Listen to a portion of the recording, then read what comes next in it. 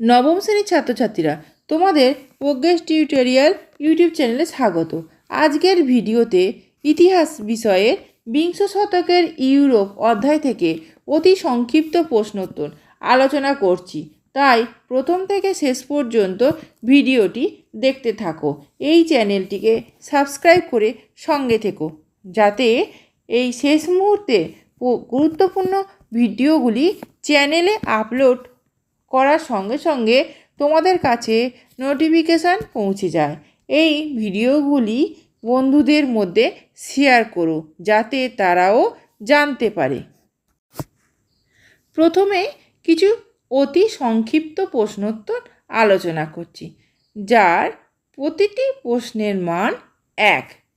একের দাগের প্রশ্নটি দেখো, কে কবে বাইবেল সোসাইটি প্রতিষ্ঠা করেন? উত্তর, 1812 খ্রিস্টাব্দে রাশিয়ার জার প্রথম আলেকজান্ডার বাইবেল সোসাইটি প্রতিষ্ঠা করেন। দুয়ের দাগের প্রশ্নটি দেখো, গেস্টাপো কি?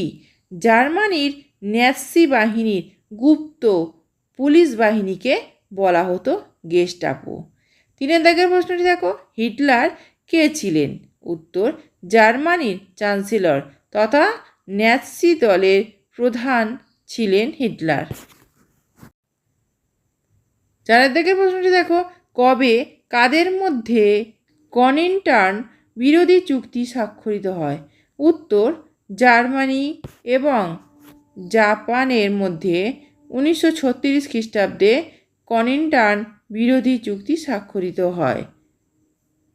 পাঁচের দাগের প্রশ্নটি দেখো, গুস্টাভো স্টেটসম্যান কে ছিলেন? উত্তর, জার্মানির ভাইমার প্রজাতন্ত্রের চ্যান্সেলর তথা বিদেশমন্ত্রী ছিলেন গুস্টাভো স্টেটসম্যান। ছয়ের দাগের প্রশ্নটি দেখো, ফ্রেডারিক ইলবার্ট কে ছিলেন? ফ্রেডারিক ইলবার্ট ছিলেন জার্মানির ভাইমার প্রজাতন্ত্রের প্রতিষ্ঠাতা। সাতের দাগের প্রশ্নটি দেখো, সেরাজেভোর হত্যাকাণ্ড কে ঘটিয়েছিল? উত্তর, ইউনিয়ন অফ ডেথ নামক একটি সন্ত্রাসবাদী সংস্থার সদস্য প্রিন্সেপ সেরাজেভোর হত্যাকাণ্ড ঘটিয়েছিল। আটের দাগের প্রশ্নটি দেখো, ত্রিশক্তি মৈত্রী বা ট্রিপল আঁতাত এর প্রধান সদস্য কারা ছিল? উত্তর, ত্রিশক্তি মৈত্রী বা ট্রিপল আঁতাত এর প্রধান সদস্য ছিলেন ইংল্যান্ড, ফ্রান্স এবং রাশিয়া। নয়ের দাগের প্রশ্নটি দেখো, ত্রিশক্তি চুক্তি বা ট্রিপল অ্যালায়েন্স এর প্রধান সদস্য কারা ছিলেন? উত্তর, ত্রিশক্তি চুক্তি বা ট্রিপল অ্যালায়েন্সের প্রধান সদস্য ছিলেন জার্মানি, অস্ট্রিয়া এবং ইতালি।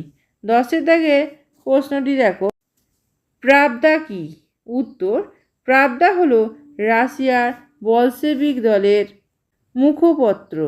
এই ধরনের ভিডিওগুলি পেতে চ্যানেলটি অবশ্যই সাবস্ক্রাইব করে রেখো এবং বেল আইকন প্রেস করে অল নোটিফিকেশন অন করে রেখো এবং ভিডিওটিকে লাইক, কমেন্ট, শেয়ার করো। 11 দাগের প্রশ্নটি দেখো, রাশিয়ায় কবে জারতন্ত্রের অবসান ঘটে? উত্তর, 1917 সালের 13ই মার্চ রাশিয়ার জারতন্ত্রের অবসান ঘটে। 12 দাগের প্রশ্নটি দেখো, নারদনিক শব্দের অর্থ কী? উত্তর, নারদনিক শব্দের অর্থ হলো জনগণের আন্দোলন। 13 দাগের প্রশ্নটি দেখো, লেনিনের পুরো নাম কী ছিল? উত্তর, রাশিয়ার বলশেভিক আন্দোলনের নেতা লেনিনের পুরো নাম ছিল ভ্লাদিমির ইলিচ উলিয়ানভ লেনিন। এবার কিছু সংক্ষিপ্ত প্রশ্নোত্তর আলোচনা করছি। প্রত্যেকটা প্রশ্নের মান 3 নম্বর করে। প্রথম প্রশ্নটি দেখো, জারতন্ত্র বলতে কী বোঝো? উত্তর, রাশিয়ার শাসকদের বলা হতো জার। 1613 খ্রিস্টাব্দে মিখাইল রোমানভ রাশিয়ায় রোমানভ রাজবংশের প্রতিষ্ঠা করেন। এই রাজা বা জারদের শাসনকে জারতন্ত্র বলা হতো।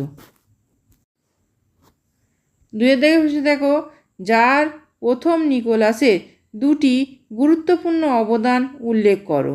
উত্তর, জার প্রথম নিকোলাসের দুটি গুরুত্বপূর্ণ অবদান হলো রাশিয়ার নতুন আইন সংহিতা রচনা করেন।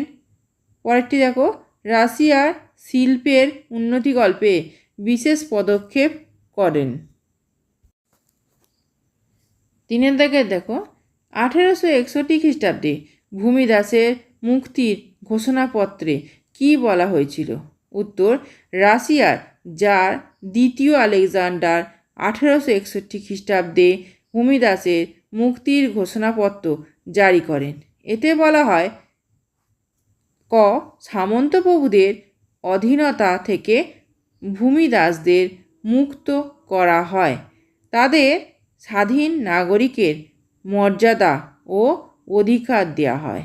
খ, সামন্তপ্রভুদের জমির মালিকানার অর্ধেকাংশ মুক্তিপ্রাপ্ত ভূমিদাসদের দেওয়া হয় এবং সামন্তপ্রভুদের হারানো জমির জন্য ক্ষতিপূরণ দেওয়া হয়। 4 দাগের প্রশ্নটি দেখো, রাসপুটিন কে ছিলেন? উত্তর, রাসপুটিন ছিলেন একজন জর্জিয়ান ভণ্ড সন্ন্যাসী। তিনি জার দ্বিতীয় নিকোলাস এবং রানী আলেকজান্দ্রার ওপর প্রভাব বিস্তার করেছিলেন। প্রায় তার পরামর্শই সেই সময় দেশের শাসন পরিচালিত হতো। 6 দাগের প্রশ্নটি দেখো, প্যারিসের শান্তি সম্মেলনে প্রধান নেতৃত্ব কারা ছিলেন? উত্তর, প্রথম বিশ্বযুদ্ধ পরবর্তী সময়ে প্যারিসের শান্তি সম্মেলনে মোট 32টি দেশে অংশগ্রহণ করে। তবে এদের মধ্যে মূলত 4টি রাষ্ট্রের প্রধান সম্মেলনের নীতি নির্ধারণ করেন। এরা হলেন ইতালির প্রধানমন্ত্রী ভিটোরিও অরল্যান্ডো, মার্কিন রাষ্ট্রপতি উইড্রো উইলসন, ফ্রান্সের প্রধানমন্ত্রী জর্জ ক্লেমেন্সু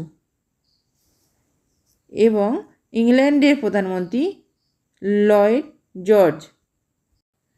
7 দাগের প্রশ্নটি দেখো, 14 দফা নীতি কী? উত্তর, প্রথম বিশ্বযুদ্ধের পরে বিশ্ব শান্তি প্রতিষ্ঠার উদ্দেশ্যে মার্কিন রাষ্ট্রপতি উইড্রো উইলসন মার্কিন কংগ্রেসের 14টি নীতির উল্লেখ করেন। এই নীতিগুলি 14 দফা নামে পরিচিত। শেষ প্রশ্নটি দেখো, 9 দাগের, 1929 খ্রিস্টাব্দে আর্থিক মহামন্দা কী? উত্তর, 1929 খ্রিস্টাব্দে মার্কিন যুক্তরাষ্ট্রে ভয়াবহ অর্থনৈতিক সংকট শুরু হয় এবং তা ইউরোপ তথা বিশ্বের অর্থনৈতিক শক্তিশালী দেশগুলোতে ছড়িয়ে পড়ে। অর্থনৈতিক সংকট অর্থনৈতিক মহামন্দা নামে কুখ্যাত।